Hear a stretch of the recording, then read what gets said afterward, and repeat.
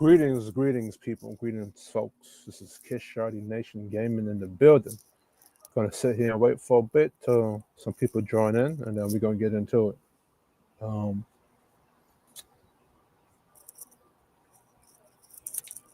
see, I don't like half truths, and I don't like when people lie. Right? Reason being is because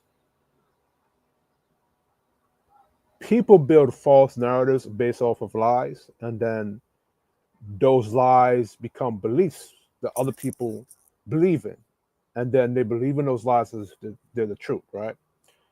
So a lot of what I do when I come on YouTube is I look at what people are saying, and then I go seek out the facts and do the research and come back and say, hey, these people were wrong, or this lie is being told, or the fact about this thing is not true. You see what I'm saying? And I just can't stand. I can't sit there and stand. I can't sit here, look at certain things going on in the world, and look at lies being told, especially when it comes to Caribbean Black versus Black American, or white people talking down about to Black people, or intellectual FBA talking down to other FBA. Like, I just can't sit there and not say something, right? And these are things that I've heard and been experiencing since high school, as a teenager going to high school, right? And I used to go on the computer, and I used to look up information with the technology that we had at the time. Read books, trying to discover is what this person saying, is it the truth? And I come to realize it's not the truth. And I come to realize we've been making rules and laws and regulations and thought patterns and how we live based upon a lie being told.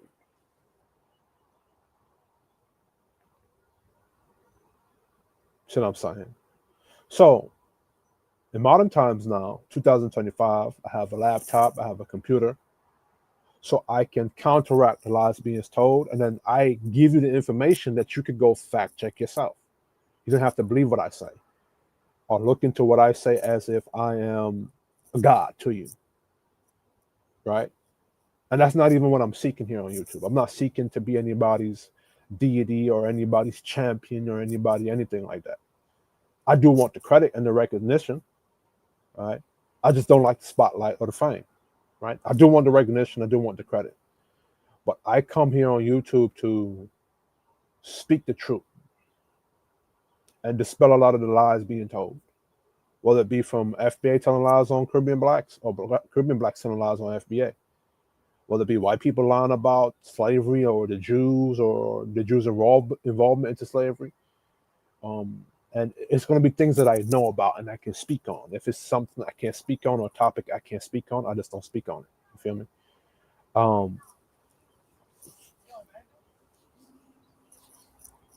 But no, a lot of these lies, they got to be dispelled. You know what I'm saying? So I'm waiting for a minute for people to jump in.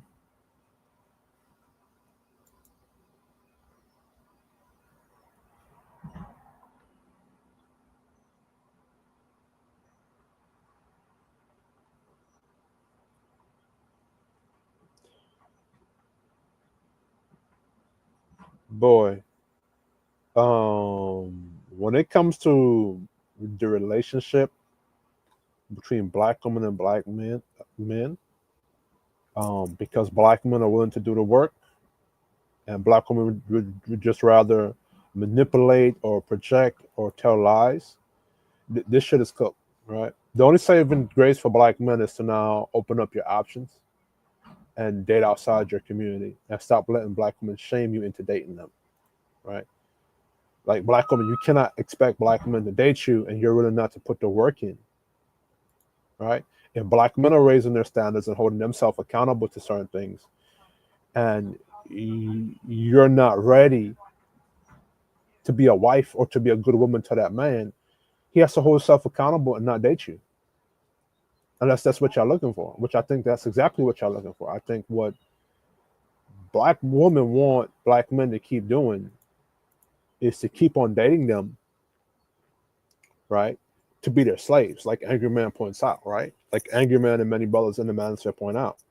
I think black women want black men to keep dating them, and then now using the fact that the system, while at the same time being new age, still uses traditional principles to box black men in.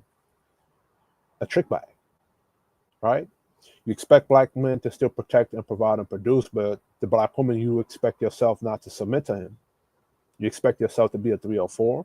You expect yourself to be everything not what black men expect you to be. And then what we do is now we'll take the black men who are players, who are max, who are pimps, who are into sex culture and open relationships, and we say that those group of men are the majority of black men that are out here. And then we'll take the black men who are ineffective in the dating game and say that's the majority of black men out here, right? Or what we do is we'll only look at where black men are falling short and what he's not doing as far as dating, and we not pay attention to black women, what they're not doing. For example, right? We'll tell black men he got to lead, he got to set up the date, he got to approach the women, he got to pay for the date, etc., etc. But we don't tell the black woman, yo, well, you gotta be submissive, you gotta respect his instructions, right? If you're gonna reject them, don't do it disrespectfully, right? If you expect him to date you and protect and provide for you and all these good things, you gotta be a good woman first. You gotta be a lady. You can't be a 304. Right? But if every time a black man goes on a date with a woman and he takes her out to a restaurant, he takes her out for a regular bite to eat, we're gonna say shame the man and call him a sucker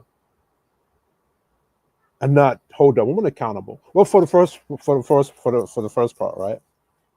First of all, a lot of the women that view you as suckers when you take them out on a date, they're actually 304s pretending to be good women. That's what that is. And because you got a lot of players and max on YouTube that don't want to mess up the box economy that they're enjoying and benefiting from, they'll also join along in the shaming you and call you a sucker and not point out to you or tell you the facts that this chick that you took out on a date, she was actually a 304. Because a good woman or a lady that's actually interested in a dude, right? She's not going to view him as a sucker for taking her out for a bite to eat. She's actually going to reciprocate that energy to him. You see, with her femininity to him. But they're not telling you that game. They're not giving you that game. They're just putting everything on the man. So the focus is not on getting the woman correct, because they want the black woman to be incorrect, because it's easy access to her box when she's incorrect. And she's not holding herself accountable to traditional men. Right? So anyway, let's get into what I have to speak about today.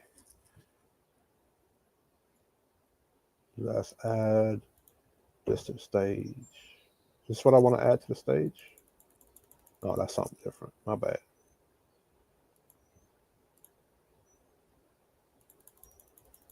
It's not going to be a very long video. Redlining, absolutely. So now, why am I doing this? Because many FBA say that Caribbean blacks didn't go through what Black Americans went through here in America, right? Which they mean that we're really not black. We're not black. We're exotic black, and you don't understand our struggle and all that other stuff. So you really can't understand what it is to be a Black American here in America, right? And there's a reason why they don't like Jamaicans saying Jamaican first instead of black. There's a reason why for that, and I'm going to go into it later. Redline absolutely affected black immigrants too, including Jamaicans, Haitians, Trinidadians, and other Caribbean people, especially those who came to the U.S. during the Great Migration waves post-1910, and later in the 1960s to the 1980s. Redline didn't ask where you were from and looked at your skin. Redlining was based on race, not nationality. The maps and landing practices said if black people live there, it's high risk. So whether you were a black man born in Georgia, a Jamaican immigrant from Kingston, a Haitian teacher from Port-au-Prince, right? So this is saying how redlining affected you by your skin color, not by your nationality, right? If you were black, your neighborhood was marked red hazardous, loans denied, property value suppressed, schools and hospitals underfunded. It didn't matter if you spoke Patois, Creole, or English. You were still locked into redlining areas with no escape hatch, right? Caribbean black immigrants were funneled into redlining ghettos. Many Caribbean immigrants came to New York, Brooklyn, Bronx, Queens, Miami, Boston, and Chicago. These were major redlining cities in the 1930s to the 1970s. Example, in Brooklyn, neighborhoods like Crown Heights or Flatbush were redlined Caribbean families moved in and were denied mortgages, given high interest predatory loans, forced to rent in deteriorating buildings owned by absentee landlords. Even middle class immigrants like Jamaican nurses or Trinidadian teachers were treated no differently than poor black Americans because the system saw skin color, not resume. So you know how the FBA like to come up here and say that Caribbean blacks chose to delineate and create tight-knit communities. Well, part of that reason was because we were put in, we were forced into that, as I just showed you. Caribbean blacks, Jamaicans, Trinidadians were forced into those tight-knit communities, and they were forced into redlining zones. They were put there, so they weren't there by choice. They didn't choose to go there.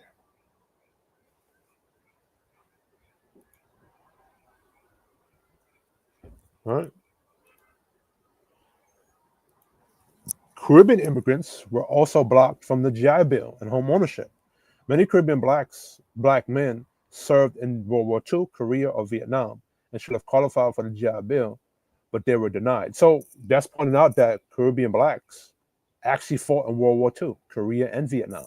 So they also participated in many of the theaters of war for the space called America, right? So foundational Jamaican Americans. So they did contribute to the foundation of America, right? Which a lot of black Americans, the FBA, don't want to acknowledge, right? Home loans in white neighborhoods, education at mainstream universities, union jobs that require citizenship but made that a racial barrier. Even after naturalization, their blackness meant banks and real estate agents steered them into redlining zones. So Caribbean blacks, they didn't choose to be in Flatbush or any of these ghettos. They were forced there out of redlining. So redlining did affect Caribbean immigrants, right? Redlining created false division between black Americans and Caribbean blacks. Caribbean immigrants often came with pride, discipline, and the desire to work hard, but they were still locked in the same ghettos and denied the same wealth-building tools as black Americans. This created the psychological tension. Some Caribbean folks said we didn't go through slavery here, while others said we came here to make it, not complain, right? So the misconception about Caribbean blacks that black Americans have towards us is that a lot of Caribbean blacks, they don't have the victimhood mentality, right? Which goes against a lot of black Americans who are programmed with Marxist or communist ideologies, right? Well, Marxists need you to be in a victimhood state. And because a lot of Caribbean blacks, they either come from middle to upper class in Jamaica, or even if they come from a poor class, a lot of the poor class Jamaicans, they come from Christian households, conservative households, and they believe in having a work ethic and talking proper and having manners and respect. That's how most Caribbean kids are raised, even here in America, right? Most Caribbean kids in America were raised to talk properly. We're raised to have discipline at the dining table. When it comes to the dining table, right? You have to posture up while you eat your food, right? So a lot of Caribbean blacks, whether they're poor, whether they're upper to middle class, they come with a Jamaican first attitude, which is nationality first, right? So we all had to have certain type of pride and discipline about ourselves when we have a saying, learn to dance a yard before you dance abroad, meaning to make sure you have your make sure you are respectable and you have discipline at your home so that when you go into the public, you carry that same discipline. That's how a lot of Jamaicans are, a lot of Caribbean people are. And a lot of Black Americans look at that as we think we're better than you. You know what I'm saying? When it's just us, it's just confident in our discipline that we learned at our house, and we bringing that into the thing, right? This created a psychological tension, right? Oh, my bad. I think I already read that. Meanwhile, the government used that division to avoid collective reparations to all Black people affected by the systemic anti-Black policy. But the system didn't care where you were from. It locked all Black bodies out of wealth, right? So this is America denying Caribbean Blacks the same way they're denying Black Americans who contributed to the space their just due, right? Bottom line, redlining affected all Black people, not just Black Americans. Caribbean immigrants were redlined, segregated, and denied loans and pushed into ghettos. They were not spared from discrimination because they weren't descendants of slaves in America, because to the system, Black is Black. Redlining didn't ask you if your grandma was from Mississippi or Montego Bay. If you're Black, you're blocked from opportunity. That means Caribbean immigrants, like African Americans, are part of the generational wealth theft that reparations must address, right? So the whole reason why FBA are doing what they're doing is to get reparations, basically, right? And what they're doing is they're trying to erase a lot of the Jamaican Blacks' contributions here to America. That's what they're doing, right? So now the reason why I put up Kwame Ture, I don't know how to say his name in my thumbnail, is because he created Black Power, and I'm going to show you that right in a minute. Just stay with me. Jim Crow laws and culture absolutely affected all Black people in America, including Caribbean Blacks, whether they were recent immigrants or U.S.-born descendants, right? Jim Crow was based on race, not national origin. Jim Crow wasn't about where you were from, it was about what you looked like. Whether you were a Black American from Alabama or a Jamaican immigrant from Kingston, if your skin was Black, you were subject to the same segregation, humiliation, and violence. There were no special exemptions for Caribbean Blacks. You rode the same segregated buses, you drank from the same colored-only fountains, you got locked out of the same schools, unions, neighborhoods, and political system, right? Quick context. What was Jim Crow? From roughly 1877 to 1965, southern states and many northern states through customs enforced racial segregation laws. These laws affected education, housing, public facilities, voting rights, marriage, transportation, and more. They were backed up by police brutality, lynching, employment discrimination, voter suppression, etc., etc., etc., right? Caribbean immigrants were often shocked, but still crushed. Many early Black immigrants, especially from Jamaica, Barbados, Trinidad, came to the U.S. expecting opportunity. They believed in hard work, manners, and education, which, because we do that, believe in that, that's the Black Americans interpreting that as we believe we're better than them. I don't know how. Rural examples: a Jamaican man in Georgia couldn't go to a white school, even if he was a top student. A Barbadian nurse in Florida couldn't work at the white hospital or join the white nursing union. A Trinidadian veteran in Louisiana couldn't vote because of literacy tests or poll taxes, just like Black Americans, right? Social status didn't protect them either. Caribbean immigrants often came with British colonial schooling, Christian values, fluency in English, strong work ethic, right? So, a lot of Caribbean Blacks, that's what they came here with. Christian value, which is fine, is because a lot of FBA Black Americans from the early 1900s, they had the same thing. A lot of Caribbean Blacks, a lot of Black Americans were conservative. A lot of Black Americans believed in having dignity and integrity in themselves, right? But none of that mattered. In the eyes of Jim Crow, Black was Black. Even highly educated West Indians were denied white-collar jobs, assigned to Negro entrances at businesses, barred from leadership in local government or civil rights, right? Civil services. They were sometimes targeted more harshly for not knowing their place. Many Caribbean Blacks were confident, well-spoken, and unafraid to challenge white authority due to their British influence, schooling, and social pride. That made some of them stand out and sometimes face harsher backlash. Example: in the early 1900s, Black Caribbean immigrants in Harlem or Florida who challenge racial norms were often called uppity or targeted by racist mobs. And look what I'm going to read here. He thinks he's better than us. He needs to learn how it works in the South. So this is from white Americans telling Caribbean blacks he think he's better than us. The same way how black Americans say, oh, they think they're better than us. Except that in this context, this is black Caribbeans in the 1900s, Harlem or Florida, challenging racial norms and called uppity. And they were target of racist mobs. So it's funny, right? That Caribbean blacks face racism from white people and then the same racism from black people, saying the same thing. So Caribbean blacks weren't just oppressed sometimes, they were punished for not acting subordinate enough. In other words, Caribbean blacks are more rebellious, right? Shared oppression, but not always shared identity.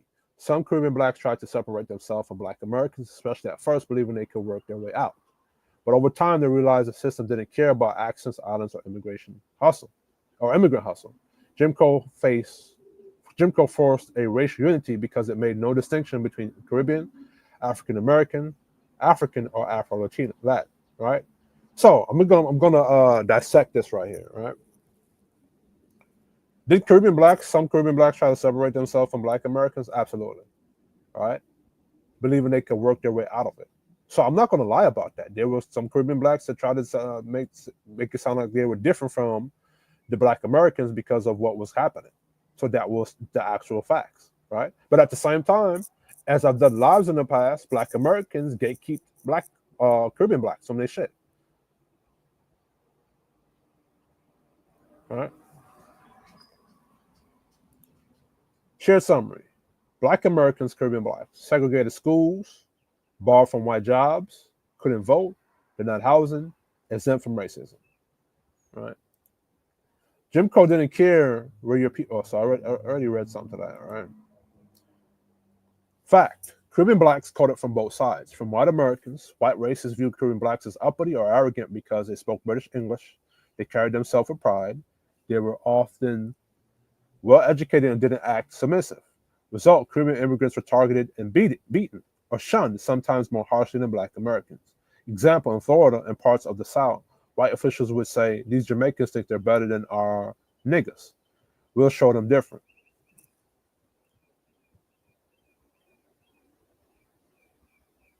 I'll read that part to you again. In Florida and parts of the South, white officials would say, these Jamaicans think they're better than our niggas.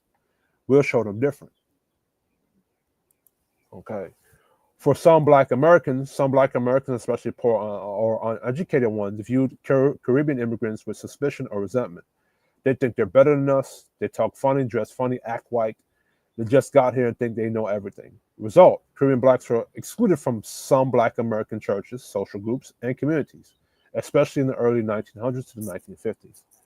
So when black Americans talk about how they accepted Caribbean blacks with open arms, that's a lie.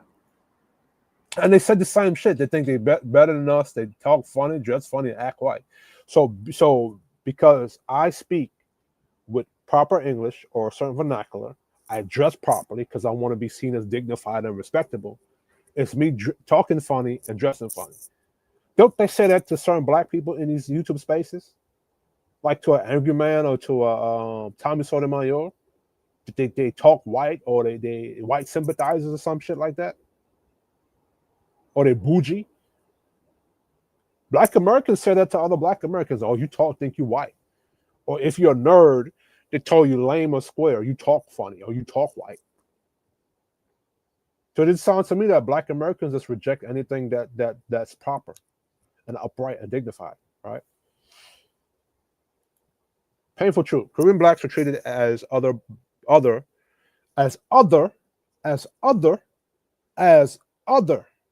by black Americans and threats by white Americans, so they often stuck to themselves. So Caribbean blacks, the reason why we stuck to ourselves and we had enclaves in Harlem and Brooklyn and Miami is because we were rejected by black Americans and white people. So black Americans, if you're asking why Caribbean blacks delineated, well, you rejected them. You gatekeep from them. So the logic is, if you don't want us around you, why would we stay around you to be black like you when you're rejecting our blackness or our version of blackness? We just create something, a tight-knit community or enclave and stick to ourselves, right? You didn't respect Jamaican culture. You shamed it. You mocked it. You teased it. Banana boats, boat people. Mocked us for our accent. We were too uppity for black Americans, and we were too uppity for white people.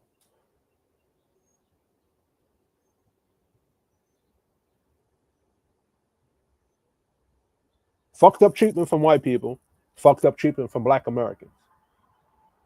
So why wouldn't we delineate from you if we're getting that kind of hostility and then create our own tight-knit enclave survival zone, as I put? Makes logical sense, right?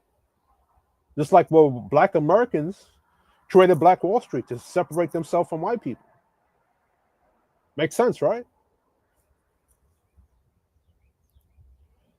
Why FBA foundational black American narratives can be dishonest. The modern FBA rhetoric led by voices like Tariq Nasheed act like black Americans were always united and that Caribbean immigrants just rode the wave of the civil rights movement. But historically, Caribbean leaders were often ahead of the curve. Marcus Garvey was organizing in Harlem before Martin Luther King was born. Stokely Carmichael, a Trinidadian, coined Black Power. So, FBA, you like to talk about how Caribbean blacks cosplay you. Stokely Carmichael, a Trinidadian, he coined the phrase Black Power. So are you guys cosplaying him? Caribbean immigrant or Shirley Chisholm, Barbadian Guyana roots, was the first black woman in Congress. Caribbean immigrants fought racism in courts, unions, and housing laws, not just benefited from it. The FBA argument flattens history to pit black people against each other, instead of seeing a shared system that abused us all differently but deliberately. So a lot of this is being had because of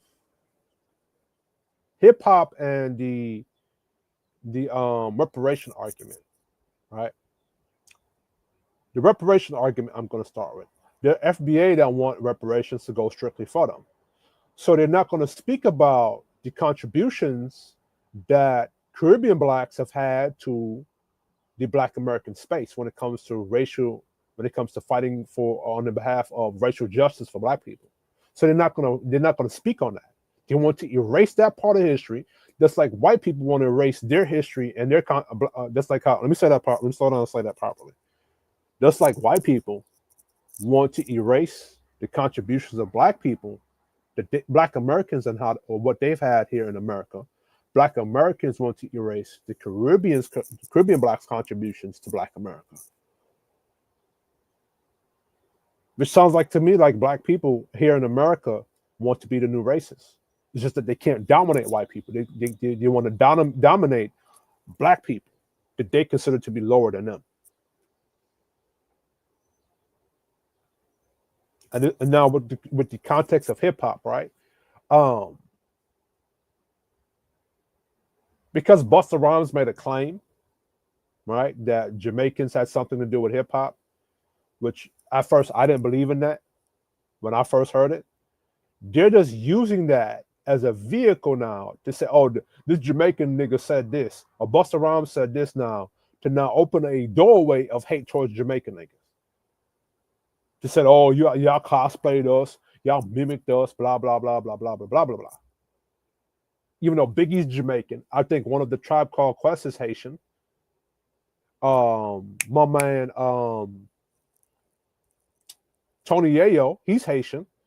So you've had a lot of Caribbeans that contributed to the hip hop space, right? But they don't want to say that. They want to erase that part of it. And just say we participated in it.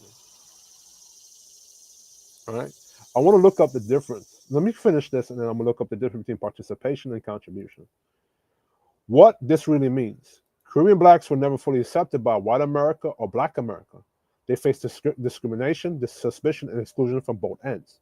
And yet they still fought for civil rights, helped build Black political power and pushed the culture forward, even while being told they didn't belong. This is why I made a live video a long time ago telling Caribbean Blacks to come out to space. Because even though you contributed to it, you were rejected by Black Americans, and they don't even want to acknowledge your contributions to it. Right? Stop helping them if they're not going to acknowledge you. Caribbean Blacks weren't guests at the Black American table. They were forced to build their own because both white America and Black America told them to sit somewhere else. Let me read this again to you. This is my quote that I wrote down. Caribbean Blacks weren't guests at the Black American table. They were forced to build their own because both white America and Black America told them to sit somewhere else. They faced white supremacy and cultural rejection and still rose up to fight for Black liberation. That makes them qualify for reparation and recognition, just like anyone else who was systematically locked out. Now, the FBA Black is going to say, well, y'all chose to come here, go back to your country. Well, FBA. Other nations, like the Jews, the Asians, the Irish, the Italians, and many different immigrant nationalities came here and made their own space. Right? So just like them, Jamaicans can come here and do the same thing. That's like the Trinidadians, the Haitians, the Cubans, et cetera, et cetera, et cetera. Right? You didn't want us here at Black America. So why should Jamaicans try to align themselves with you when you didn't want them to align with you in the first place? So they should do what they do and create their own tight-knit communities, and you shouldn't complain about it. All right? So now let me go show you.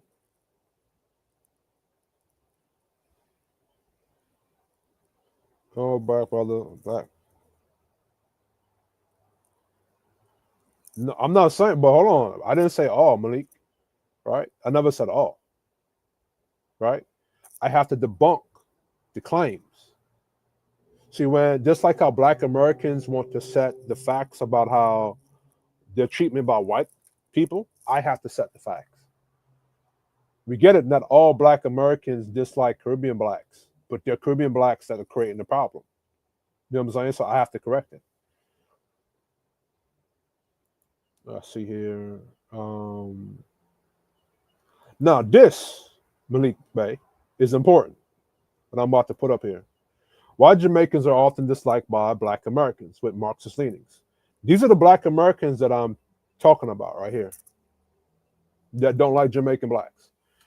Jamaican identity undermines Marx. Now, ironically, a lot of Black Americans experience this too. If you're a Black American person and you believe in national pride, you believe in capitalism, you believe in conservatism, you have issues with your own Blacks too that lean towards this, right? Jamaican identity undermines Marxist class warfare. Marxism thrives by turning poor against the rich, workers versus oppressor. Jamaicans and many Caribbean people often say, rich or poor, we're still Jamaican, which is nationalistic, right? That's a capitalist and nationalist mindset. It kills class resentment and promotes personal ambition, not victimhood, right? It teaches that with hard work, discipline, and God, the poor can elevate themselves without destroying the rich. And that terrifies Marxists because they can't incite revolution in a unified people, right? So that is why a lot of Black Americans don't like Jamaican Blacks when we say Jamaican first. Because when you say Black first, that's a race. When we say Jamaican first, that's a nationality, right? So whether I am a poor Jamaican or you're a rich Jamaican, or you're a white Jamaican, or you're an Asian Jamaican, or you're a Black Jamaican, Jamaican first. So that's very difficult for a Marxist or a communist that needs a poor class versus the oppressor class, or a broke person versus the rich person, to get the poor person to go against the rich person, or the rich person to go against the poor person, especially in a capitalist society where even though I'm broke, I have the opportunity to make it to where the rich person is, right? And because I have the opportunity to make the money to get where that rich person is, that rich person doesn't have to be worried about me because I can make my own money. Marxism can't do nothing with that type of people, with those type of people. Because now I cannot whisper to the poor Jamaican that that rich Jamaican has something against you because I have the access to the same money that rich person has. So that's why a lot of black people who are communists like W.E. Du Bois, who are Marxists, which a lot of your FBA leaders or black American leaders were Marxists, don't like Jamaican blacks because we are a threat. Because one Jamaican black, which a lot of black Americans used to be like that, right? Like Jamaican blacks had God first, family centered, patriarchal centered. A lot of black Americans was like that too, right? So black people like Black Lives Matter, which come to find out the 3 black women were Marxist leaning, and you went on their page, it talked about how they're against the nuclear family, and there's a reason why Marxist is against the nuclear family, which is everything that Jamaican culture at one point in time and still does preaches, right? This is important. Jamaicans First is anti-globalist and anti-leftist. Saying I'm Jamaican First is rooted in sovereignty, patriotism, and cultural pride. But Marxists want you to say I'm black in the broadest, most abstract sense. Why? Why? Because black can be stripped of national, cultural, religious, or masculine structure. Then it becomes a tool to plug into Marxist ideology, feminism, socialism, LGBT, politics, anti-family agendas, right? So this is why you have to be specific when you say black, right? Because you can say black and they could point any connotative meaning to it, right? Because at one point, when you go back to the Conscious Brothers in the 90s and the 80s, black had masculine structure.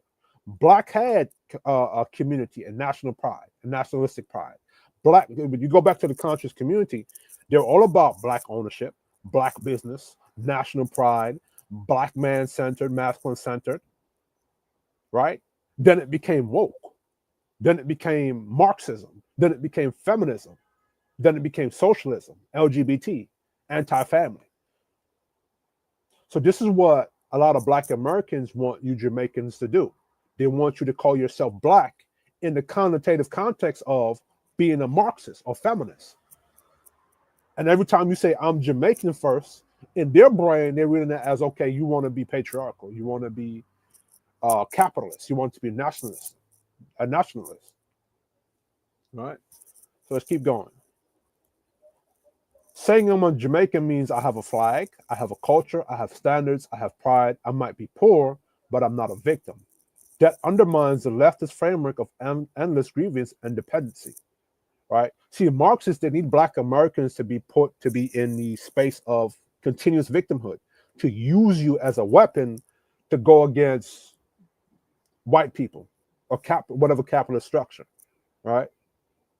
If I have a flag, then I have a culture, then I have standards, then I have pride in who I am. It's very difficult for Marxists to come whisper to another Jamaican and go against me, which black Americans should adopt, which is what Marcus Garvey and Noble Drew Ali tried to teach y'all.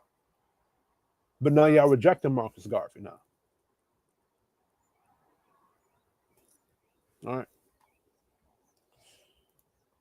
Jamaicans often reject victimhood culture, which is something that Marxists teach black Americans to have, right? In many Jamaican households, you hear things like, get up and go work, fix your life, no blame a man, do better, all right? That's self-reliance, which is a capitalist value. Marxist influence black Americans see that as anti-black because it doesn't center oppression. I'm breaking down to y'all why black Americans don't like Jamaicans, right? Or if we don't say we're black, and I think a lot of Jamaicans caught on to it, right? And we say the quiet part out loud, right? This is why they want. Let me reorganize my thoughts and say it properly, right? So yeah, this is why they view Jamaicans as anti-black, because a lot of Jamaicans in general, they don't have a Marxist thinking. They don't have a communist thinking. They have more of a capitalist conservative thinking. All right. But what they're really saying is, how dare you believe in yourself without me giving you permission? Because part of the communist idea or Marxist idea or framework is that They're the ones that want to dictate to the rest of the public how to eat, how to redistribute wealth and finances, and you move based upon how I tell you to move, which is slavery. Marxism, communism, and slavery are the same thing. Marxist is a centralized group of people or power trying to dictate to everybody else how to move. Communism is a centralized, which is state capitalism, just like how the USSR with Stalin is a centralized group of people telling the rest of the people how to eat, how to live, and how to run their life.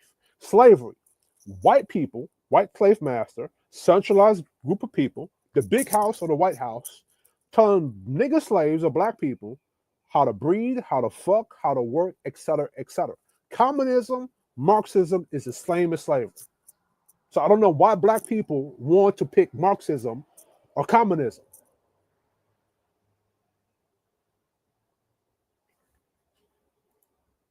And then wonder why Jamaican niggas don't fall for that. You understand what Jamaicans had to go through in Jamaica during slavery, and that you know how difficult it was. The life expectancy of a Jamaican slave was 7 to 10 years because of how brutal sugar plantation to process sugar was. Why would a Jamaican want to go under communism and Marxism when it mimics that of slavery, of what went down in the slave plantation? Why would a black American do that? And I'm going to show you why, right? Jamaican masculinity challenges woke ideology. Jamaican men, especially traditional ones, speak directly, value strength and dominance, embrace masculine authority. That threatens woke spaces where black men are expected to be soft or submissive to feminist LGBT norms. In work circles, strong Jamaican masculinity is labeled as toxic, even though it's rooted in survival, leadership, and faith. This is why wokeism doesn't. This is why Marxist doesn't like religion either, because religion reinforces the idea of patriarchy, right? Family values. Actually, if you read the Bible, a lot of it is capitalism in there. This is why they probably wanted to get the Bibles out of the schools in America, right? So me breaking this down here is why you have black Americans on YouTube who claim to be FBA don't like Caribbean blacks. And I hear that's like how I could break down wokeism and I could break down communism and how they speak and how they talk. I hear it when they speak.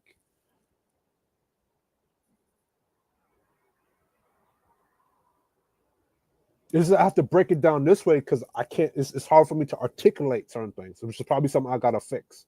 So I gotta write it down, and then I gotta read it back to you and break it down to you what they sound like. Right? This is what, because I remember back in the 90s, there was a stigma against dating Jamaican men by black American women because they said they were too dominant, they were too patriarchal or some shit like that. Those were the words they used for that time, but that was one of the stigmas against dating Jamaican men, right? And the stigmas that Jamaicans had for dating black Americans was because they said they were too loose. A lot of them were too promiscuous. So, Jamaican success in America challenges the Marxist narrative. Caribbean immigrants have historically built businesses, raised intact families, climbed educational and economic ladders. This challenges the narrative that the system is too oppressive to succeed. Instead of blaming the system, many Jamaicans just grind harder, and that makes Marxists furious because it exposes that their ideology is based more on grievance than growth. Let me break that down, right? See, Marxists hustle, right, that they taught black Americans is that victimhood, grievances, and always blame the system and not put it into yourself. Now, I will give black Americans this, right, because of how redlining, Jim Crow, fucked up loan practices, denying black people of capital, black Americans of capital. That was a way. So this is where white people in general have to take accountability, especially the Republicans, right? Because the Republicans, your job was to protect black people from this shit because you were the first one to free them, right? Because you denied black people of capital. You bombed Black Wall Street. You told Black people that certain land wasn't what wasn't. You forced Black people to move on certain lands that you said was that you deemed was not. What's the word? Wasn't profitable. Then when you found out the land was profitable, you moved those Black people off the land. Then you put them in redlining zones. You wouldn't give them loan. You block. So all these things deny Black people fair opportunity to engage in capitalism and build generational wealth. This made it easy for a Marxist white person to go to a Black person who's broke and say, hey, you know, them white people up there oppressing me. You know, capitalism is bad because look how capitalism is denying you of fair opportunity. When capitalism itself is not racist, it's just that racist people corrupt capitalism. So white people who are Republican or on the right, you got to take accountability for that. Because you made it possible for your enemy to go to Black people and influence them to go against you. This is why it was very difficult for Republicans to convince Black people to vote for them during the election. You know what I'm saying? Now, to break down from the Jamaican aspect, right? If Jamaica, if you go back to Jamaica, right, and Jamaica, a impoverished country, that's poverty, and they were to utilize capitalism, right, do away with Marxism, do away with communism, do away with left thinking, and have capitalist society over there with their national pride, with their religion and all the other good stuff, their family-centered values. And they use capitalism to take that third world country called Jamaica out of poverty into a wealthy country. It will break Marxism. It would kick communism in the face because Marxism can't say that capitalism is bad if in Jamaica, whether you're dark skinned, light skinned, Asian, white, especially if you're dark skinned, because the majority of Jamaica is Black people, dark skinned Black people, right? Dark skin, my complexion, dark or a little bit lighter, right? If they're able to take themselves out of being a poverty country and put themselves into being a superpower, it would kill Marxism. Marxism would have no argument, especially with the type of value system, family value system, and traditionalism and patriarchalism that Jamaicans have in their mentality. Right? Marxism doesn't want that because Marxism wants to convince the world that capitalism is bad and this and the third, simply because they want to be the ones that's in control of the wheel. Right?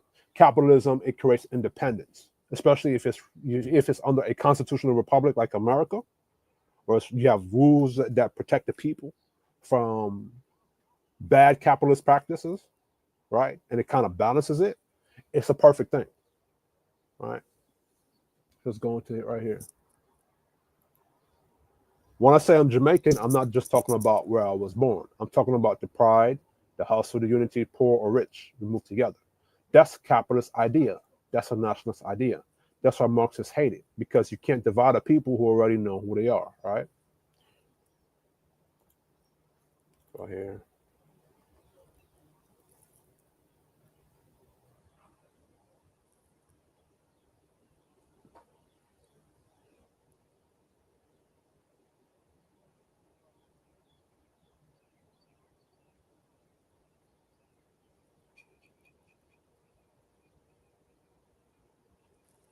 Yeah, but see, to you guys in the chat,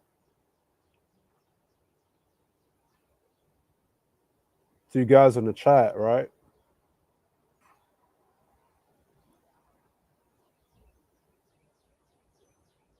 We have to address things.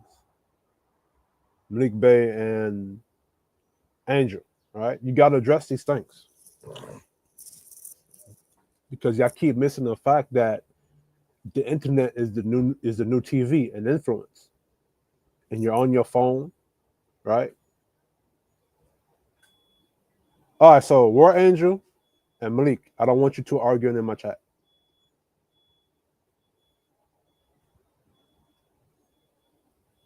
All right, I don't want none of that Babylonian stuff and in the chat because I don't hate America. America and capitalism is a perfect place. You just got to get rid of racism and slavery, and it'll be great. Don't argue in my chat about. Come on, this is what I'm talking about right there. Who are these people in my front yard? This is what I'm talking about. Two people, one or more, and I guess something else, arguing over who's the indigenous people here. We talking about right now.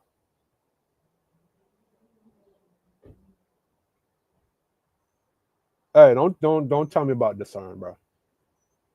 I don't know what that means. See, I come on this YouTube platform not out of hatred, but out of bringing information to correct things. I don't care if you say you're a Moorish American. I don't care if you say you're indigenous. I don't care if you say you're Hebrew Israelite. I don't care if you're from the Caribbean. I understand that, but I don't care where anybody's from.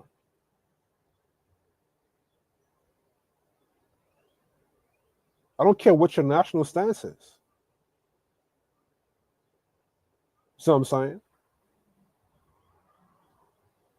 This is what I don't like about Hebrew Israelites and y'all Moorish niggas. Y'all argue on the corners all day and no progress. No money's being made from that. Black people out here broke and struggling. You have these same arguments in Harlem and nowhere nothing gets done. Moorish this, Hebrew Israelite that, indigenous this, but everybody broke. Niggas is still gangbanging. Look at your black women. Look what's the representation of black women, whether it's Jamaican or Black American.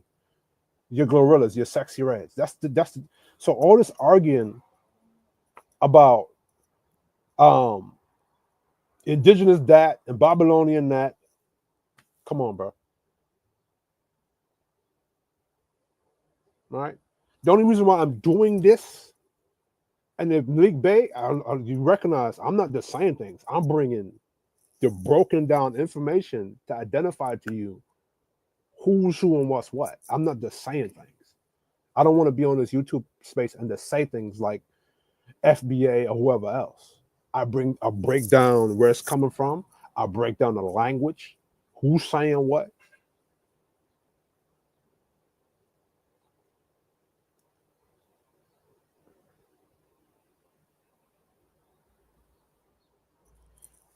Hold on, bro. What, Angel? See, you're doing exactly what white people and them Jews are doing. But that's not going to fix the problem. That's going to keep creating this infinite loop of hatred.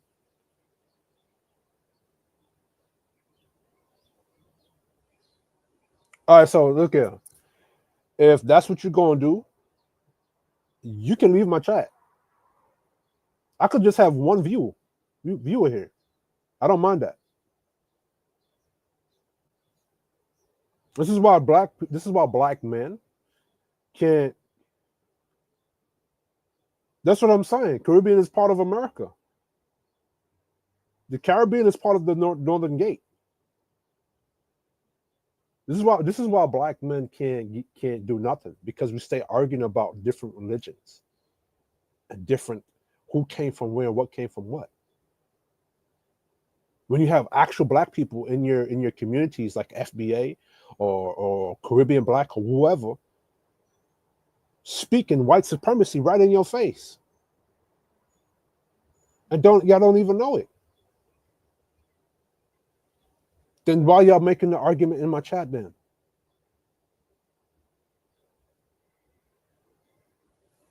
Anyway, let me go back to what I was saying. I went through that. So, Caribbean blacks' contribution to Black America. Black Power, Stokely Carmichael, Kwame Ture, Trinidad. Carmichael helped shift black identity from civil rights to Pan-African pride. Black Power was a break from respectable politics. It told black people Stop begging for a seat at the table, build your own table, own culture, and defend it. That's actually capitalism right there, which is what W.E. Du Bois did not like. All right. Ripple effect. The term Black Power gave birth to Black Studies departments, Afrocentric dress code, dashikis, afros, and beads. Black is a beautiful movement. So, Stokely Carmichael, a Trinidadian, contributed heavy to the Black American space, influenced your language, influenced how you talk, your linguistics. So, is that Black Americans cosplaying a Caribbean nigga? I don't think so. All right. Pan-Africanism, Marcus Garvey. A people without the knowledge of their past history, origin, or culture is like a tree without roots. Garvey Universal Negro Improvement Association was the largest Black mass movement in history, over 6 million members worldwide. Contributions: we introduced African pride to American Blacks, advocated Black economic independence, Buy Black campaign, Black banks, Black-owned ships, popularized the red, black, and green flag, which is still a Pan-African and pro-Black symbol today. Ripple effect: inspired Elijah Muhammad, Malcolm X, and even the Nation of Islam structure. Black nationalist rhetoric in the 60s and 70s was heavily Garveyite at its core, right? A lot of this is, remember, Marcus Garvey was a capitalist, so a lot of this is capitalistic centric, which a lot of Black Americans engage in, right? If you go into the South, like Atlanta or Louisiana, there's a lot of Black businesses on that belt. A lot of that was inspired by Marcus Garvey. Black Wall Street. You know what I'm saying? So when Black Americans say that, oh, well, y'all Jamaican niggas, y'all just participated. Or FBA, let me be more specific.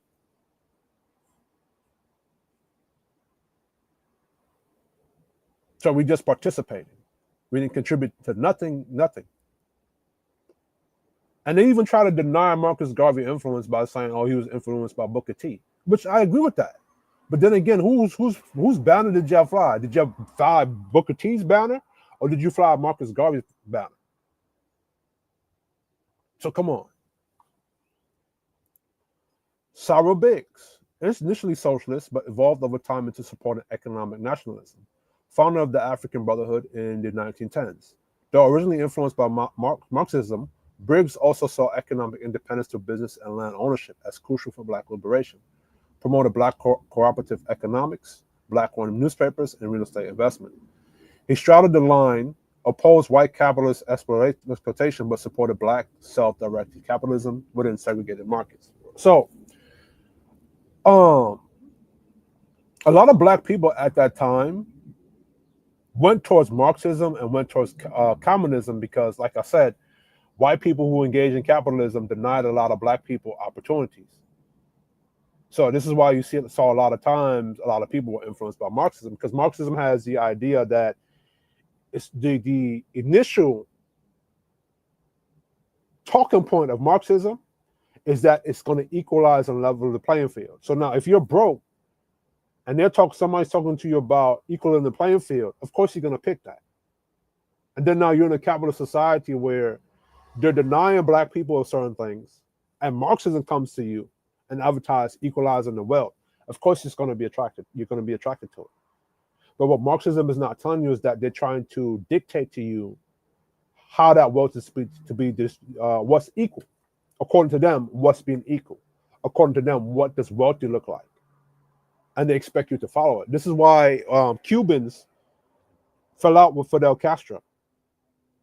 This is why the USSR or Stalin didn't work, right?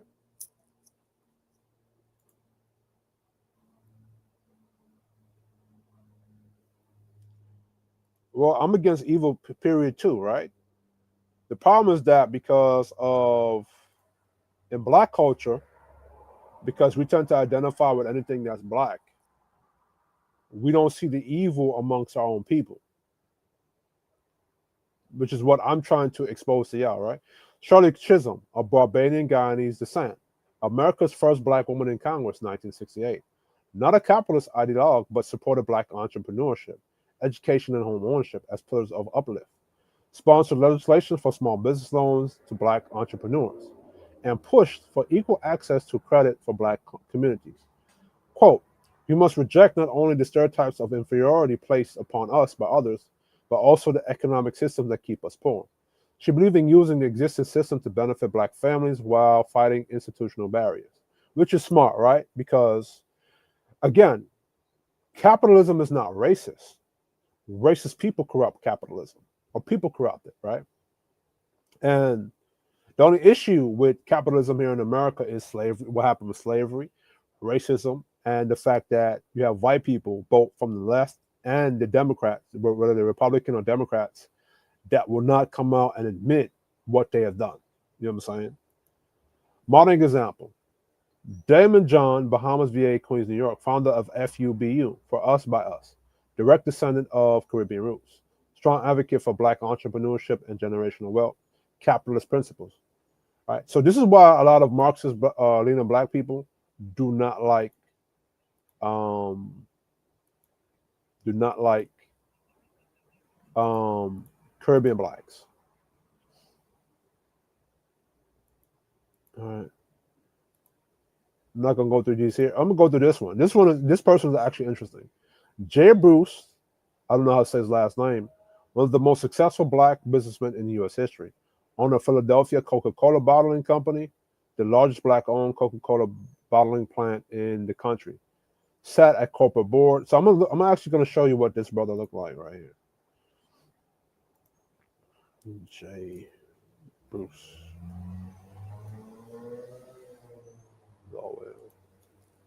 Because I had to fact check a lot of these characters. He's actually a light-skinned brother. Let me show y'all. Share.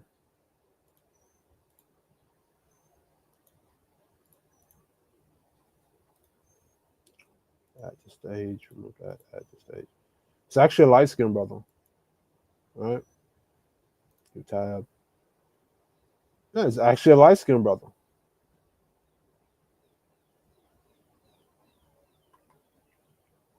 You have a lot of light-skinned Jamaicans and shit. Right there. Let me look up his stuff. See right here, New York Times. James Bruce Lowen was born to Jamaican immigrants on July 16, 1927 in East Harlem. His father, Charles, a newspaper. So let me read this, look up into this. Man. Continue. Damn, I can't even read this. New York Times with this bullshit. Let me see what Essence got to say.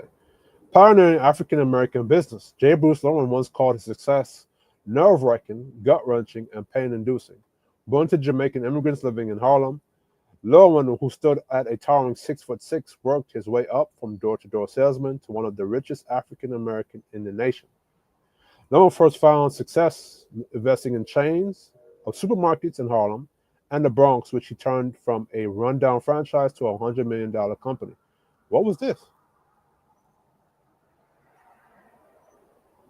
I want to know what the name of those supermarkets were. Minorities have to understand that the world revolves around the golden rule. He once said, those who have the gold rule read more. Oh, so I have to read more shit. Hold on. All right, so I'm going to do some more homework on this brother. But it'd be wrong if, but black Americans like to say that, so there's two parts to this that came to mind, right?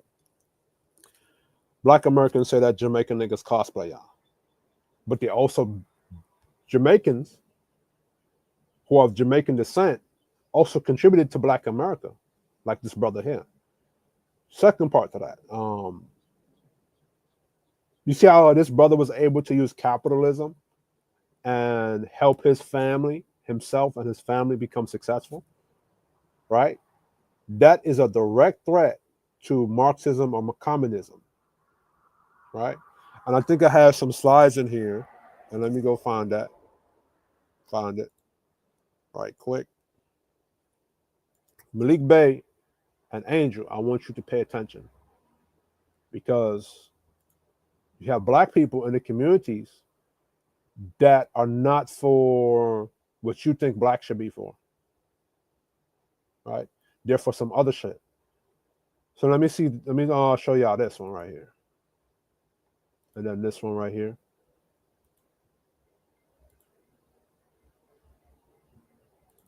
All right, so here it is. What woke promotes today that's anti-black in practice? Decentering of black men. Woke ideology often centers LGBT, feminist narratives, non-binary, gender-fluid ideologies. Result: straight black men are demonized as oppressors within their own communities. Consciousness once placed the black men as protectors, builders, and leader. Now he's treated like the enemy. So let me break this down, right? Um, when you have a people confused about their identities, they don't understand what their function is. They don't understand what their value is to their society, right? We know that the male identity is, and we know what the female identity is. The male identity is what? Protection, leadership, right? Authority, right? Build, protect, provide, produce. Why is that? Because that's how we're designed. Men are built bigger. We are more critical, we're more analytical, logical. Our bones is designed, how our hands are designed, how our testosterone generates is built for molding and shaping and leading the environment. What is the female identity? She's softer. She has breasts. She has thighs, right? She's more for nurturing and catering to children, right? So now, while the men are outside of the house building the nation, leading and creating structure, she's at home nurturing the children. Like when Malcolm X likes to repeat a quote, a lot of people take it out of context, or a lot of people misuse it. When he says that the nation raises no higher than its woman, right? Well, the woman raises no higher than the man's authority. The reason why the nation raises no higher than its woman is because the woman is responsible for catering and nurturing the children. The reason why the woman raises no higher than the authority of the man is because she has to take her instructions and guidance from her man. It's like Adam and Eve in the garden, right? A man takes his instructions from the authority of God. That's how that works. But many people use Malcolm X's quote to take away the man from his position and make it more female centered, right? Which is not good. Feminist narratives. A lot of feminist narratives, it goes against masculinity, and it teaches black women to not be respectable to your black men. Non-binary and gender fluid ideologies. Well, the reason, I think I already broke that down, but the reason is they just don't want black people or people in general to fulfill their gender roles, because when it's clear gender roles, it's more beneficial to society. When you're confusing people about what their gender is, they don't know what to do. They don't know who they are or where to go, and it's easy for people to manipulate you and shit, right? Result: straight black men are demonized as oppressors within their own communities. Consciousness once placed a black man as protectors, builder, and leader. Now he's treated like the enemy. Malik Bey, you can correct me about the conscious community. Last time I checked, growing up and being born in the 90s and growing up, that's what the conscious community was about. It was more about black men leading, protecting, and building and taking the reins or leadership of their community. Now, when they took it to which I'm going to show you, all right? Gender confusion over gender clarity. Consciousness honored divine masculine and feminine roles, strong fathers, nurturing mothers, building families. Wokeness promotes fluid identities over stable structure. So now, when your identity is fluid, right, it creates chaos, because now a dude male who's responsible for leading or building, now he thinks he's a goldfish. He wants to now respond like a goldfish and shit. Querying of everything, even at the cost of community structure, right? This destabilizes the traditional black family and replaces masculinity with ambiguity, which is vague, right? You could be anything. You could be a man, but you could be anything. You could be a furry rabbit. How is a human being who's built for leadership, authority, and structure going to benefit a society if he believes he's a rabbit? He don't know who he is. All right. Races as one of the many identities. Consciousness said black first, know who you are. So when you say black first, that's actually that's actually like saying you're Jamaican first, right? Even though I don't agree with the idea of calling yourself black, because black is something that the Dutch people use to create to take you out of your rights, rights as a human being. But um, when you say you're black first, know who you are, right? Right? That's referring to you being respecting each other, whether you're a rich black man or you're a poor black person. Similar to when you say Jamaican first, right? Woke says you're not just black, you're queer, disabled, trans, non-binary, intersectional. This dilutes racial identity, making blackness one piece of a progressive agenda instead of the foundation. Hold on.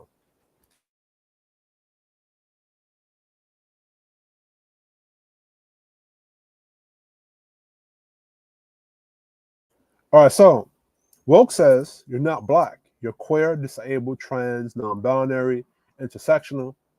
These dilutes racial identity, making blackness one piece of a progressive agenda instead of the foundation. So now what that means now, right? This is now making the weaker people of your culture or the weaker people of your community the focal point. See what I'm saying? So now instead of your identity being black, traditional, black man, traditional black woman, it's now saying you're queer or you're disabled. This being disabled is not an identity. It's a it's a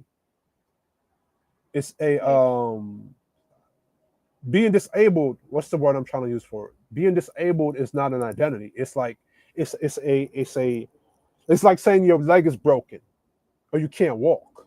That's your body being disfigured. When you're saying you're a trans person, you're changing your sex. When you're saying what is non-binary? What does non-binary mean? What does queer mean? You know what I'm saying? These things, you being queer is not an identity. That's a preference that you choose.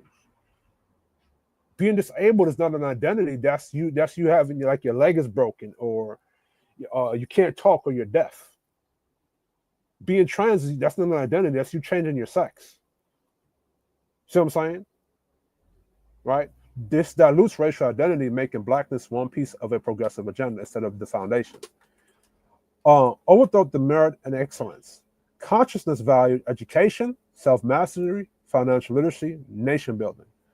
Woke rewards victimhood, symbolic diversity, emotional appeals, and political loyalty. It punishes strong masculinity, successful black men who speak for themselves unless they submit to the agenda, right? So the type of black people that submit to the agenda would be like a Roland Martin or Mark Lamont Hill, a lot of your black people that you see on the Democratic left, right? Notice that in black culture, if you're not a Democrat, they don't respect what you got to say. See what I'm saying? Which is political loyalty, right? Victimhood, which is something that many Jamaicans or Caribbean blacks don't engage in, right? So y'all got to be careful who's wearing blackface and what they're pushing. When somebody saying black, ask them what does black mean to them, and listen to what they define black as, right? Now, if you say you're a black American, that's more specific. Then you have to ask, what are those core American values, right?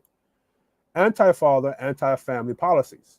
Consciousness emphasized strong two-parent homes, respect for fatherhood, generational wealth, which is capitalism, right? Wokeness uplifts single motherhood as virtue, families as choice over biological lineage, systems that financially reward fatherlessness. I just broke down to you why consciousness was a problem. Because if you remember, black people or the black community at a time was America's fire alarm, right? If America or there was somebody in the government that was doing something that was wrong, black people would sound the alarm. Hey, what you doing? Don't do that. This was like the 90s, the 2000s, the 2010s. But when Barack Obama came into president, that alarm clock or that emergency bell got muted, right? And this is when you see the shift from consciousness into wokeness, because white people on the left recognized how strong that conscious community was when it was black male centered. And I remember seeing it happen. I saw it in real time. When I used to do karate out in Harlem, and I would go to the Black National Theater, I would watch black women up there interjecting Marxism and LGBTism. I saw it happening in real time. And because we were all up on black identity and black unity, identity politics, because this person is black means that he's a good person, so whatever he's pushing is good. You see what I'm saying? Well, but the thing is that he may be black, but is he pushing familyhood? Is he pushing patriarchy? Is he pushing family-centered stuff? Is he pushing generational wealth? Is he pushing, what is he pushing? I saw it happen in real time, bro. But none of the black elders at the time, I don't think anybody really said anything. Right?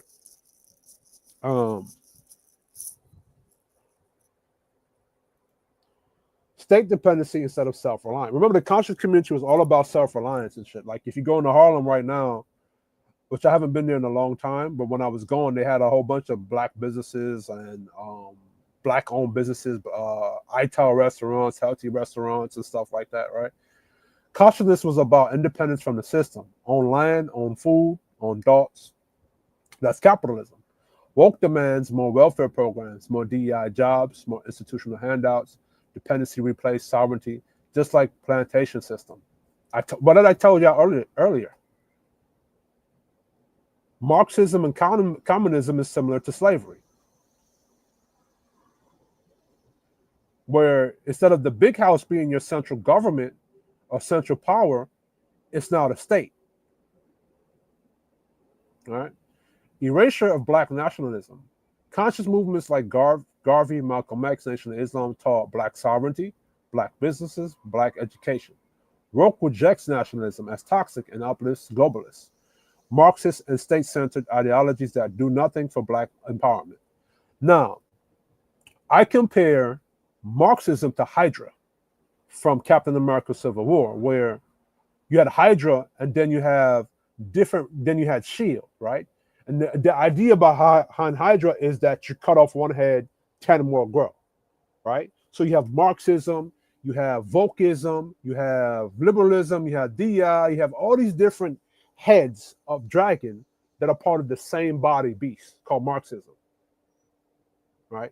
And ironically, unfortunately, it turned black community or culture into one of its heads, right? And so this is the war you see going on YouTube with the Black Manosphere, guys like the Angry Man, Tommy Sotomayor. I don't think they're aware of it. Maybe the Angry Man may be aware of it, but this is the fight they're having, right? Where they're fighting other black people within Black America or Black American culture that are for woke stuff, for LGBT stuff, for queer stuff, everything that's anti-black, right? Because you can't build a black family if everybody gay in black culture. And you're putting disabled people that, it's a lot of shit, bro. Promote soft power and victimhood. Conscious produce warriors, thinkers, and builders. Wokeness produces performers, #activists. This is a lot of internet people, right? Emotional fragile spokespersons who beg for inclusion rather than fight for justice, right? See, the core argument of Malcolm X and Marcus Garvey and even the pro-blacks that came after them wasn't to be included into white people's spaces. It was to have the same justice under the law and constitution, just like everybody else. For example, Black Wall Street got bombed. What should have happened was that the law should have been on the side of those black people and punished the white people that did that. That's what black people were fighting for. Fair opportunity, to be included into white people's stuff, right? In other words, if I have a black business and I have a black community and a white person comes over here and violates me, the law should give me justice and punish that white person, and vice versa, right? So white people, again, this is where you need to make amends for it. All right. Historical reference points. Original stay woke, 1930s, 1960s, meant stay alert to racial injustice, white supremacy, government infiltration, COINTELPRO. Modern woke, 2010 present, hijacked by academia, corporate HR, and focus shifted to LGBT, feminist framework, safe spaces, symbolic representation over material liberation. So what the argument usually talks about symbolism over substance, right? So what is a symbolic thing? Barack Obama. Barack Obama was the black face of America, but what lacked the substance? Was he really for black liberation? Did he really help black people do anything besides push wokeism and LGBT thing that goes against black people? Right? Um, and also we have to recognize that white people use black faces to trick black people into engaging in things we shouldn't be doing. That's your Mark Lamont Hills, that's your Roland Martins, that's your whatever black person that speaks a lot of woke ideology, a lot of feminist ideologies that's on the left or democratic, kind of like Dr. Umar Johnson, right? Dr. Umar Johnson, he panders a lot. He's one of them, in my opinion. You got to be careful of these people. The conscious movement said, build your family, own your land, think for yourself, and protect your community, which is capitalism. Wokeness says, forget the family, reject masculinity, obey the system, and wave the rainbow flag. That's Marxism. That is a new form of slavery right there. One is rooted in power, the other is rooted in control, right?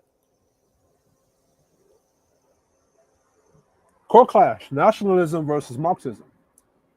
Primary loyalty, nation, culture, people, heritage. Class struggle, proletariat versus bourgeoisie. Core goal, protect, empower your nation's people. Oppressive systems controlled by capitalist elites. Borders must be defended, led, tied to cultural identity.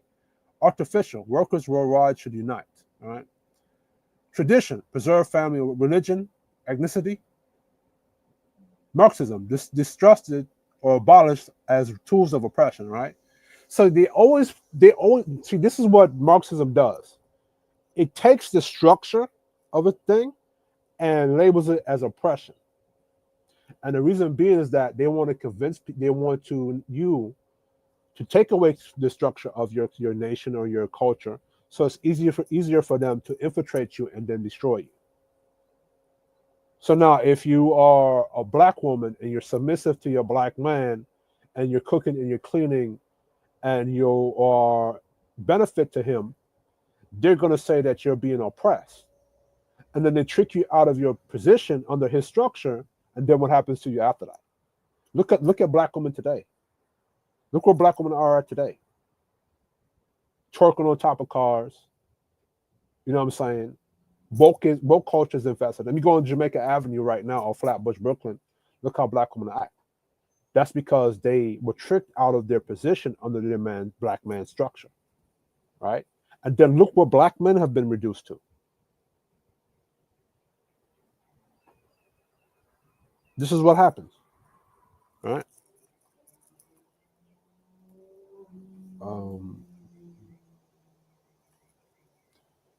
Let me add this. So this is why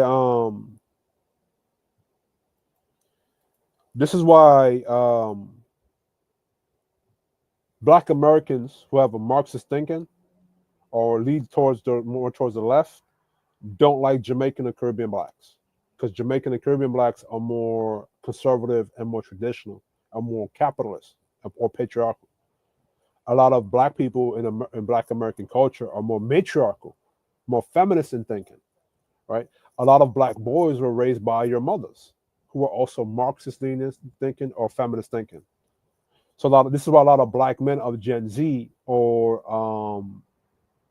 a little bit of the millennial think and talk the way they talk. I can hear it. Most people can't, right?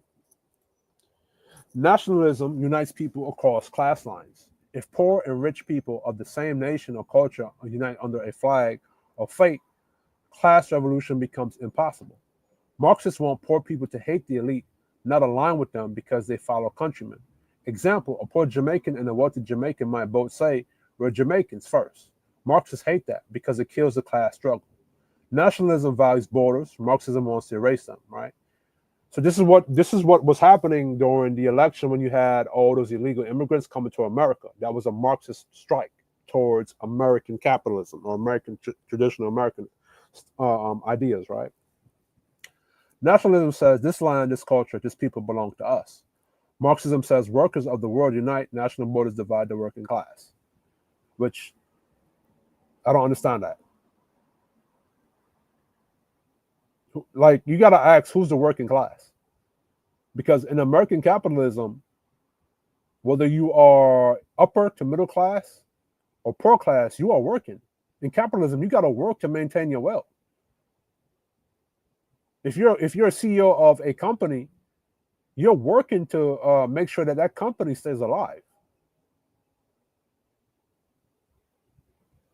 And what this Marxist says, workers of the world unite, national borders divide the working class.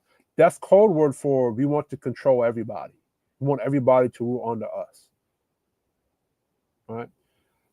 That's why globalist communists despise national movements, even black ones like Marcus Garvey's, right? Nationalism protects traditional structures. National black leaders like Malcolm X, Garvey, Elijah Muhammad often promoted family, protected masculinity, rejected feminism, built communities. Marxism sees those structures as patriarchal, oppressive, and reactionary. That's why today's leftist movement attacks traditional black family, heterosexual men, and religion. They inherited Marx's suspicion of tradition, right? By the way, Karl Marx was a weakling amongst white people. That's all it is. All these people, and remember, Karl Marx was around during the industrialization in England, right? That's when he was around. So he's speaking on it from his timeline, which we don't even know. We really don't know what happened during that time. Feel me? Nationalism is about self-determination. Marxism is about redistribution. Nationalism says rebuild and control our own. Marxism says everyone gets the same, no private ownership. You can't give everybody the same thing.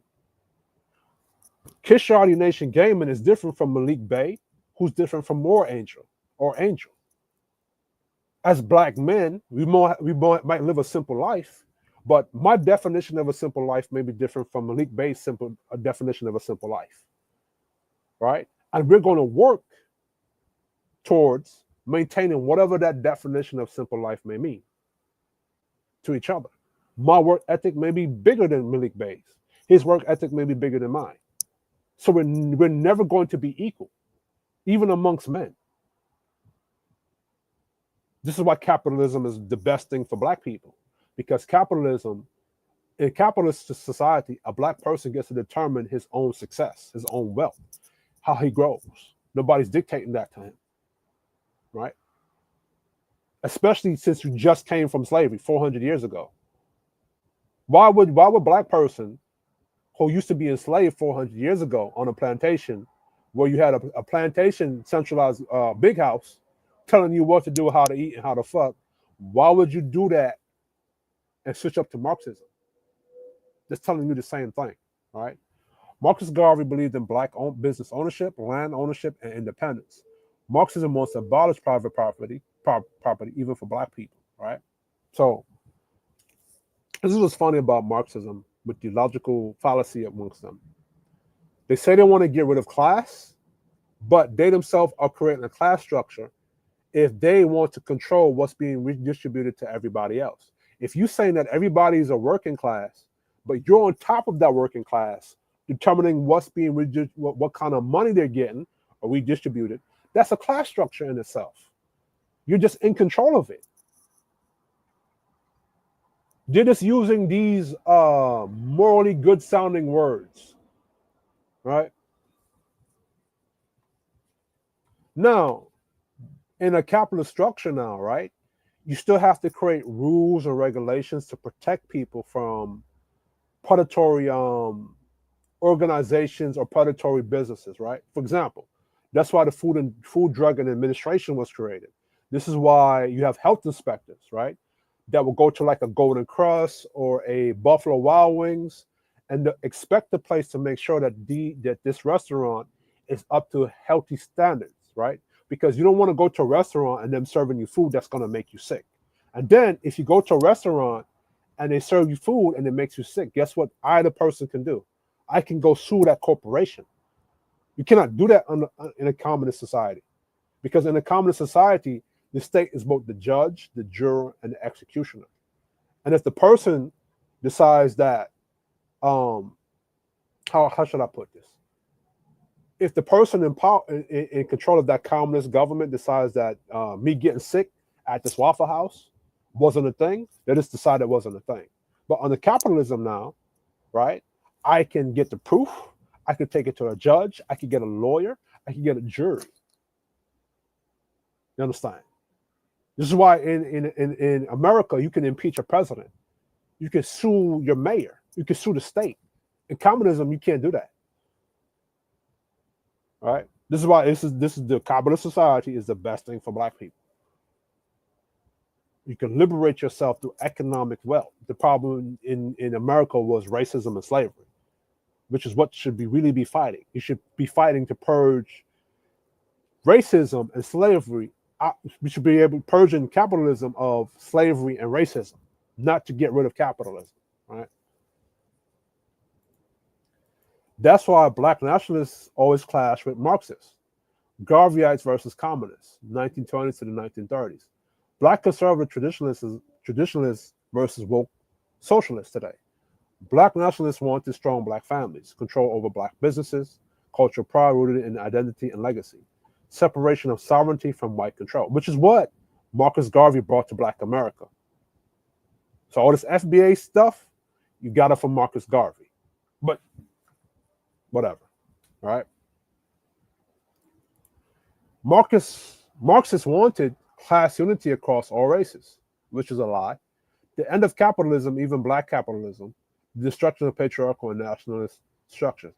If you wanted class unity, why do you want to get rid of patriarchy and nationalist structures?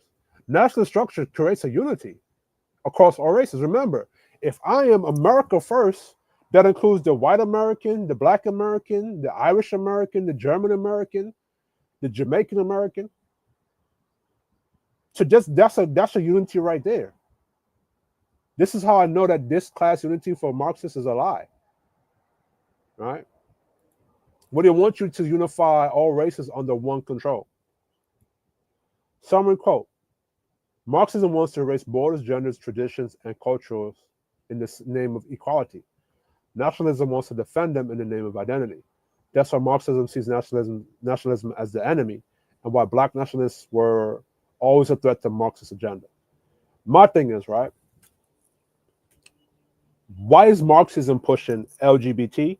Why is Marxism pushing gender fluidity?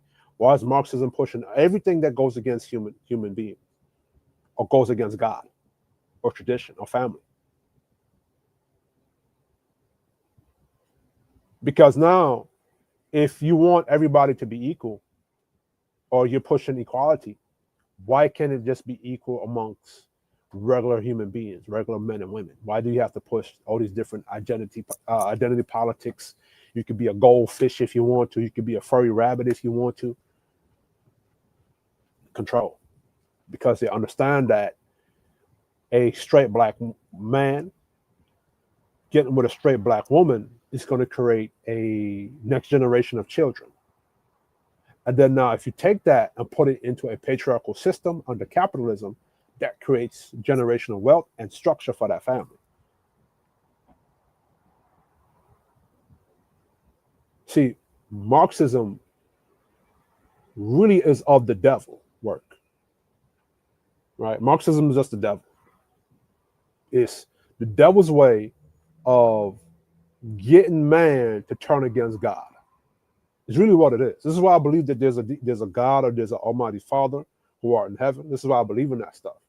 Because you can't tell me that Marxism pushing all this ungodly behavior onto people and then turning people away from what was working for them that was godly.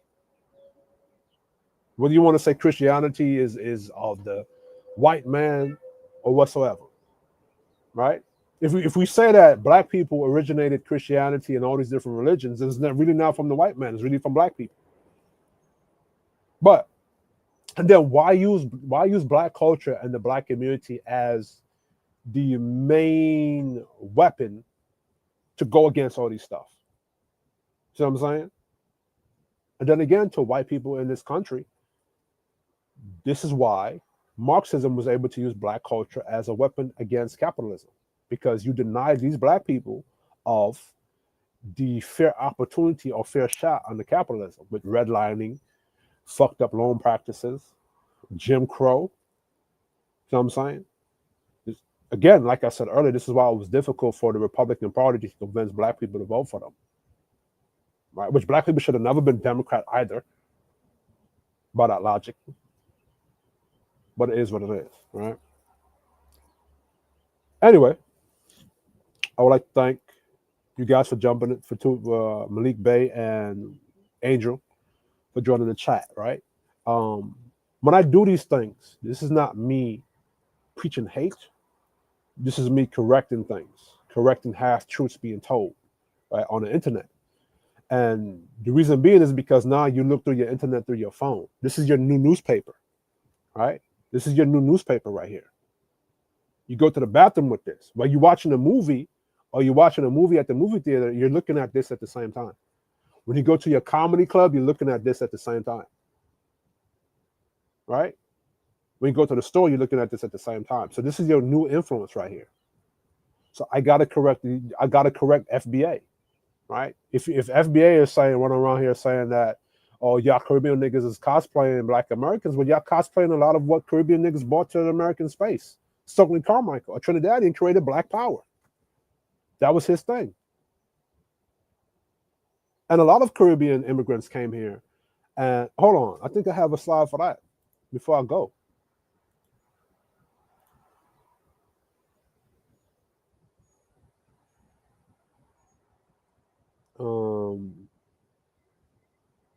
Is it this? I think it's this. I think I was showing it earlier. Yeah, I was showing it earlier. Hold on. I think I read some names. All right. This person, I think I remember she was a news anchor, right?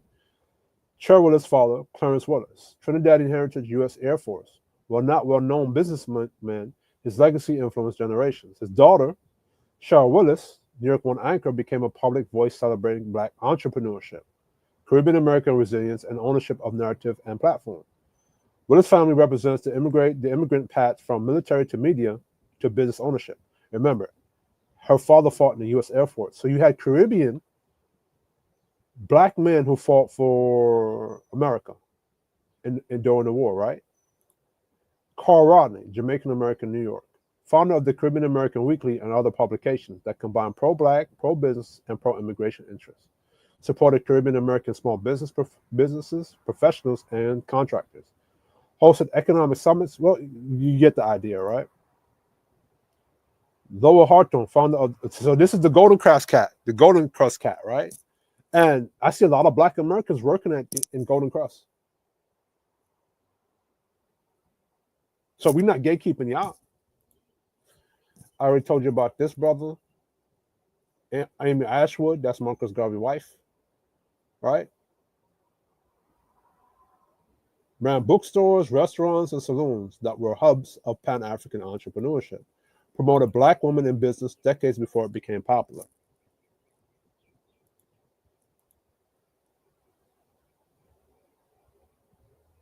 Right? Founder of the Black Enterprise magazine in 1970. This was the leading black capitalist publication, covering black businesses, money, ownership, and strategy. Encouraged a generation of black entrepreneurs, CEOs, and investors to think long-term. Caribbean values of work ethic, education, and self-reliance ran through his entire platform, right?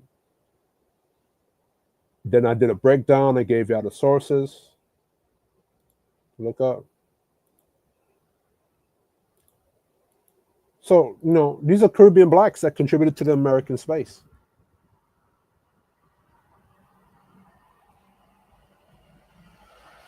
See, Malik Bey, I get it. You can say you don't claim the slavery story, but what you can say is that there was still slavery that went on here in America, right? As far as Jim Crow, as far as slave plantations, and this and the third, right?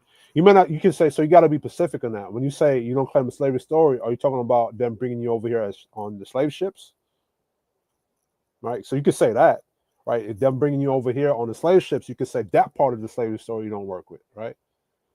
But at the same time, you got to remember they had slave ship companies like Royal African Company and shit like that. So you got to explain that, right? When you're saying these things, you have to remember we got to break it down properly so that people cannot use what we say to manipulate it to mean something else, right? So you can say that the part of slave story didn't start with a slave ship, that it was already here in America, and there were slave plantations here in America that enslaved black people or indigenous people here in America. I'm trying to get away from saying the word black because I know what it means, but the people that were already here of melanin hue, right? So you got to say, okay, this is what happened, especially if you're in the discussion of reparations, and then you got to break down redlining. You got to break down predatory loan practices. You got to break down Jim Crow, right? I think what a lot of Black Americans can use to validate the reparation argument is redlining and Jim Crow, right? And then you got to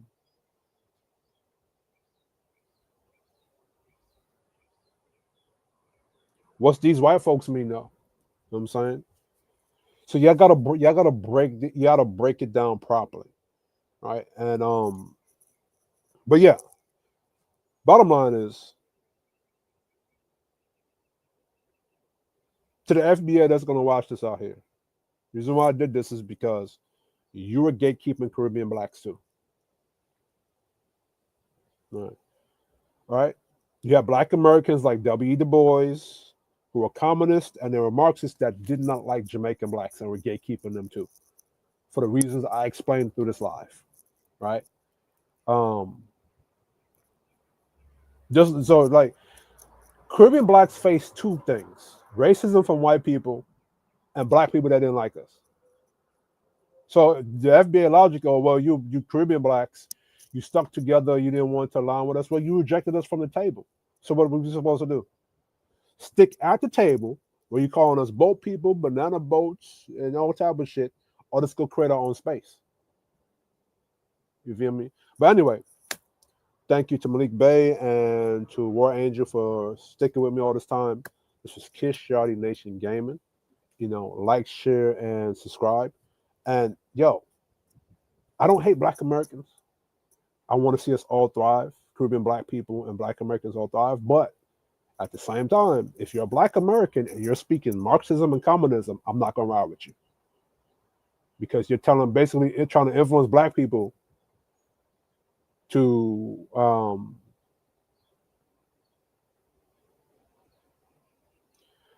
that is very true, Malik Bey. Because right now, the way I see Black people going on in America, we don't have power like that. And I hate saying that. We're all splintered and fractured into different identities and group. But yo, peace. I'll do that in another live or something. Peace to y'all guys. Love, like, share, and subscribe. I'm out.